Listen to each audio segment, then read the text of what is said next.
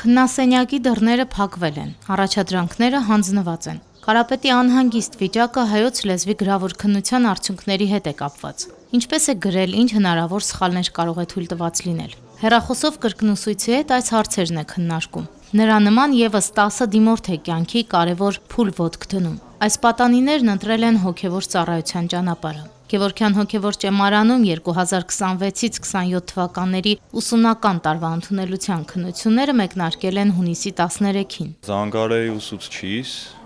կիսվելու արդյունքներով, բնականաբար դեռ արդյունքները հայտնի չեն մեզ, սակայն զանգարեցի կիսվեմ, թե ինչ եմ կարծում, որ ինչ գնահատական եմ ստացել, գրեթե ամբողջը ճիշտ եմ գրել իմ կարծիքով, սպասենք լավ արդյունքի։ Կարապետը 13 տարի է ծառայում է եկեղեցում, օգտակար է եղել համայնքի հոգևոր կյանքին եւ հոգևորականներին։ Կարապետից ոչ պակաս հուզված է նաեւ մայրը։ Նա ագոհ է որդու ընտրությունից։ Ընտանիքն է տղայի մեջ սերմանել եկեղեցու եւ հոգևոր կյանքի հանդեպ սերը։ Մեծ դեր է ունեցել նաեւ Երևանի Սուրբ Աննա եկեղեցու քահանա Տեր Զենոնը, որի հոգևոր խրատներն ու աջակցությունը մեծապես ազդել են երիտասարդի աշխարհայացքի ձևավորման վրա։ Գրեթե իրանից եմ այս ամեն ինչը սովորել, իրանից այդ սերը նաեւ արթնացել, որովհետեւ ինքն այն ոնց որ առաջարկել էր, որ ես 5 տարեկան էի խորան բարձրանալ, դրա համար շնորհակալ եմ իրեն։ Շատ բարդ է հոգևորականի կյանքը, որովհետեւ դու փորձում ես ամեն կերպ օգնել, կարեկցել դիմացինին, կարիքավորներին, բայց նաեւ լի է օրհնություններով։ Հովհաննեսը նույնպես մեծացել է եկեղեցասեր միջավայրում։ Ռիփսիմե տատի հորդորով հետագայում էլ սեփական ցանկությամբ սկսել է շապիկ հագնել, խորան բարձրանալ, օգնել եկեղեցու քահանային։ Մասյացոտնի թեմի դպիրներից է Հովհաննեսը։ Միշտ գովում եմ, ասում քո ձենը ուրիշ է, քո երգելը ուրիշ է, ասում կողքից մարդիկ որ կանգնում են, ասում են, «Էս քո թոռն է», ասում շատ լավ է երգում, շատ լավ։ Ու տենց ինքը ուրախանում այսնով պարտանում է։ Թեև տատն այստեղ չէ, բայց նրա օրհնությունն ու աղոթքները թոռանը զորավիգ են։ Հովհաննեսն առաջինն է ավարտել թեստային աշխատանքը։ Ասում է, սխալներ թույլ չի տվել, վստահ է իր ուժերի վրա։ Եկեղեցին իմ հոգու հանգստության վայրն է,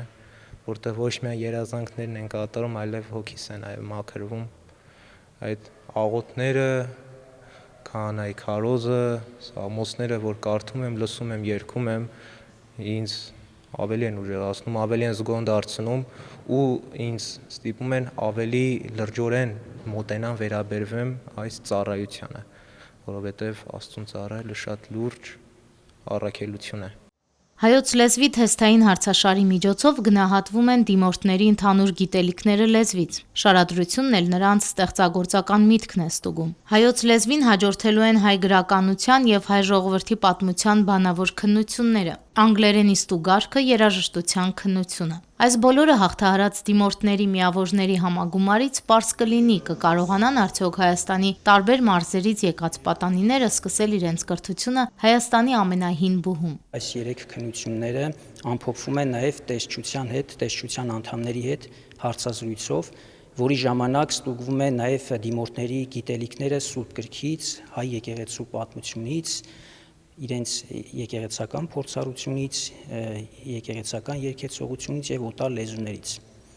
Հարցազրույցը կարևորվում է նաեւ նրանով, որ այստեղ ստուգվում են ոչ միայն նրանց գիտելիքները, այլև բացահայտվում է նրանց ինքնաարտահայտման կարողությունը, հաղորդակցվելու հմտությունները, շփվելու կարողությունները։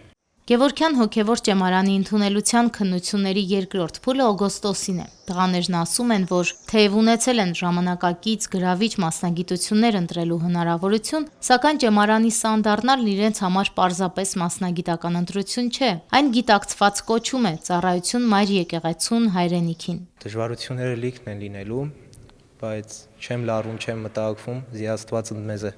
150-ամյա պատմություն ունեցող ճեմարանը պահպանելով իր հարուստ ավանդույթները շարունակում է քայլել ժամանակին համընթաց։ Նոր շունչ ճեմարանը ստացել է Գարեգին II ամենայն հայոց կաթողիկոսի ջանքերով։ 2016 թվականից սկսած եռաստիճան կրթություն է ապահովում 4 տարի բակալավրիատ, 2 տարի մագիստրատուրա եւ 3 տարի ասպիրանտուրա։ Այս հաստատության շրջանավարտները հնարավորություն ունեն շարունակելու իրենց ուսումն աշխարհի տարբեր հեղինակավոր ուսումնական հաստատություններում։ խորացնելով իրենց գիտելիքներն ու հոգևոր պատրաստվածությունը։ Անուշ Առաքելյան, Գևորգ Ավագյան, Եկեղեցական կյանք։